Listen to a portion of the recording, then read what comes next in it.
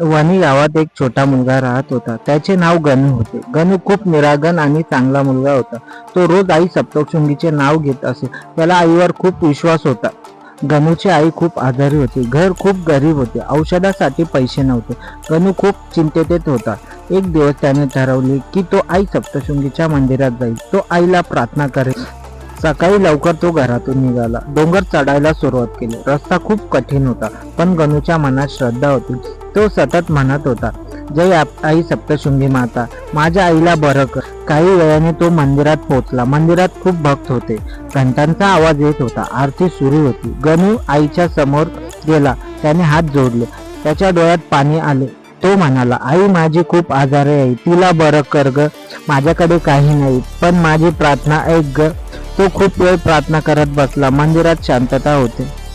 अचानक एक पुजारी त्याच्याकडे आला. त्याने गणूच्या डोक्यावर हात ठेवले. त्याला प्रसाद दिला.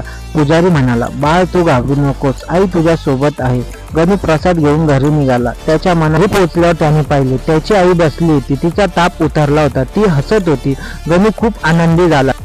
त्याने आईला सर्व सांगितले. आईच्या डोळ्यातही आनंदाचे अश्रू आले. त्या दिवशी संपूर्ण कुटुंबाने आई सप्तशृंगीचे आभार मानले.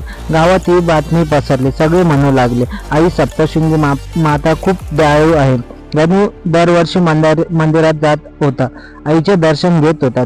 त्याची श्रद्धा आणखी वाढली. आजही लोक गोष्ट सांगतात, लहान मुलाची प्रार्थना आईने ऐकली. जो कोणी सच्चा मनाने प्रार्थना करतो त्याला त्याची मदत करते. म्हणूनच भक्त म्हणतात, जय आई सप्तशृंगी माता, वणीच्या राणीची जय.